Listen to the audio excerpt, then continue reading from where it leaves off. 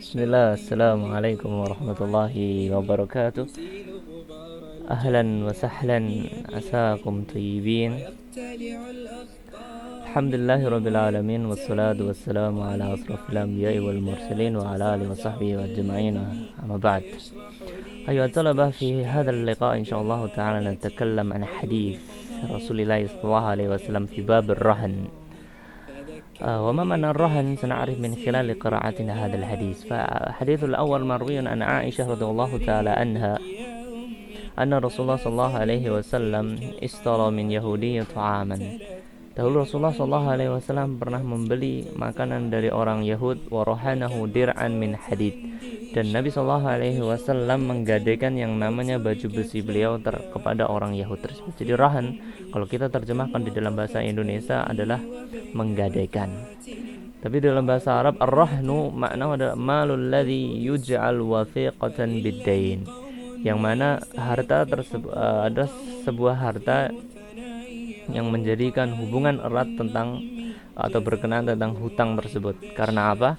Karena harta yang dirohankan tadi liyustaufa min zamanihi, ya akan dipergunakan untuk menutupi hutang in ta'addara istifa'uhu, kalau ternyata orang yang berhutang tidak mampu untuk membayar hutang tersebut.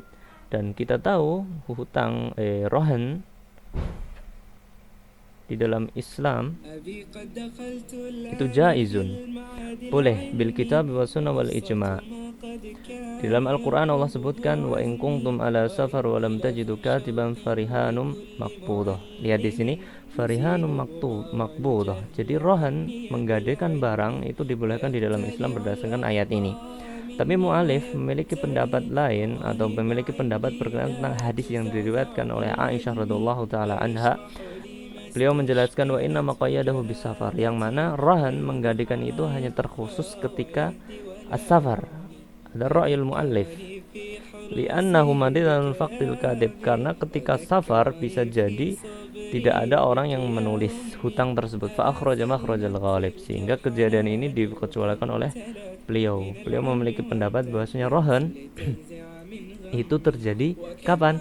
Hanya ketika safar. Lakin wallahu ta'ala a'lam, ra'yul ulama aktsarul ulama ar-rahnu yakunu jaizun fi kulli ahwal, fi safar kana aw ghairi safar.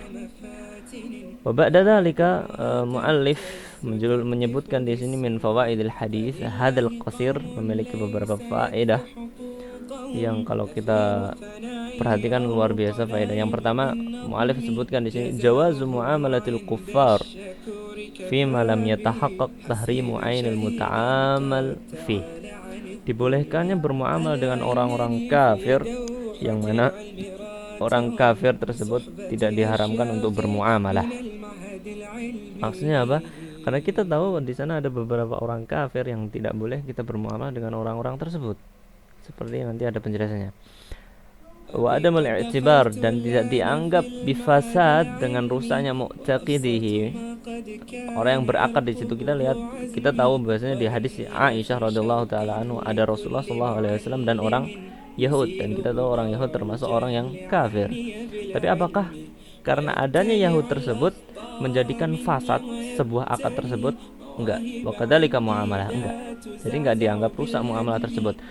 Wastun minhu, dan diambil dari hadis ini juga jawazu muamalah, dibolehkannya bermuamalah terhadap atau kepada siapa? Man aktsaru malihi haram, yang mana kebanyakan harta dia haram, baik itu orang kafir, orang muslim.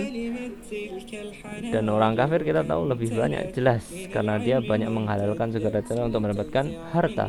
Dan orang sebagian kaum muslim, na'udzubillahi min dzalik, ada di sana orang yang berkecimpung di dalam riba, orang yang memiliki bisnis ternak hewan-hewan yang haram, ada yang menjual hal-hal yang haram. Boleh enggak kita bermuamalah dengan orang yang tersebut?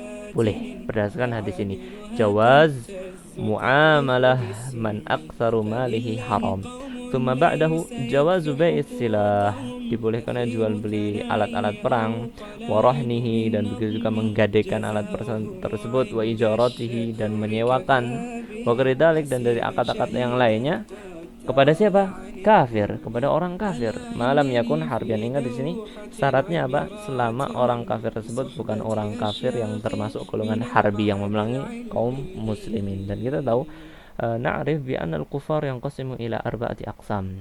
Al-awwal kafir zimmi, mu'ahad, musta'man, harbi. Yang enggak boleh siapa? Harbi. Yang keempat terakhir, karena orang harbi pada dasarnya emang memerangi kaum muslimin. Kalau kita jual beli silah kepada mereka, otomatis seperti kita bunuh diri. Tsumma ba'dahu fihi subut amlak, dan di dalam hadis ini juga menetapkan amlak ahli dhimmah, hak kepemilikan ahlu dhimmah terhadap barang-barang apa yang mereka miliki. Jadi bukan mentang-mentang dia orang kafir boleh diambil hartanya, enggak. Kita lihat kafirnya apa, dhimmah, musta'man, mu'ahad ataupun harbi. Kalaupun harbi, nah ini boleh kita ambil, tapi dengan cara yang hak, dengan berperang berdasarkan perintahnya sultan. Tsumma ba'dahu jawazus syira' bi tsamanin mu'ajjal, dibolehkannya jual beli dengan cara rahan. Apa rahan?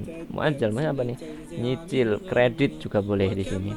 Tsumma ba'dahu wattikhadud duru, dan menggunakan baju perang, bal'udat, peralatan perang, wa ghaira min alatil harbi, itu dibolehkan di dalam Islam. Wa annahu ghairu qadihin fit tawakkul, dan hal yang demikian ini menggunakan alat-alat perang dan semisalnya itu tidak merusak dari hakikat sebuah tawakal. Dan ini sudah kita jelaskan di hadis yang dulu pernah kita pelajari di bab dukhul Makkah. Ketika Nabi masuk ketika Makkah, Fathul Makkah, Nabi sallallahu alaihi wasallam menggunakan mighfar.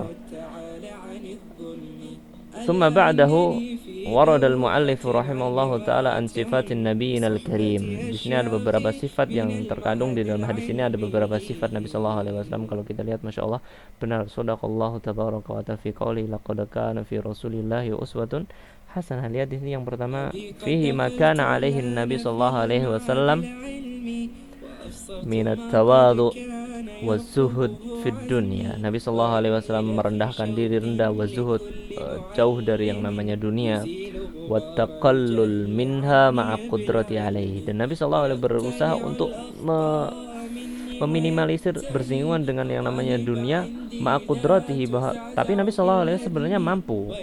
Siapa Nabi? Pemimpin kaum muslimin. Jadi kalau seandainya Nabi sallallahu alaihi wasallam memerintahkan para sahabatnya membangun kerajaan untuk ini dan itu, bisa nggak Nabi? Bisa. Bangunkan saya rumah yang megah, bisa nggak? Bisa. Tapi kita lihat rumah Nabi sallallahu alaihi wasallam hanya sepetak-petak di sekeliling di sekeliling Masjidin Nabawi.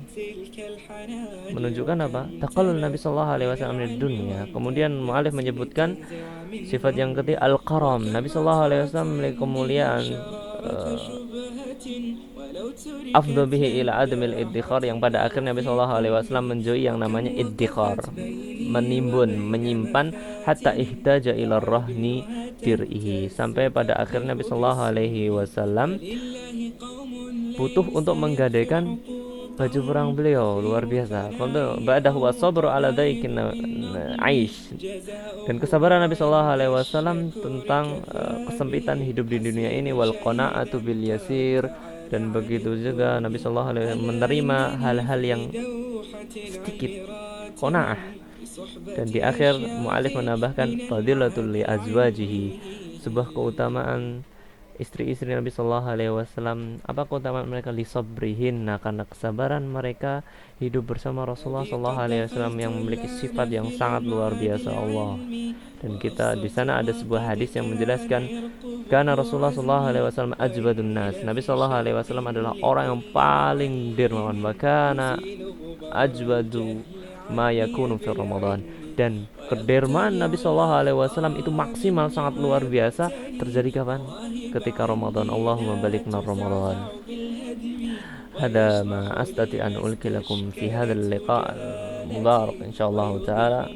Aqulu jazakallahu khairan, wallahu taala alam. Assalamualaikum warahmatullahi wabarakatuh. وذكرني في صبري بك يا أمي.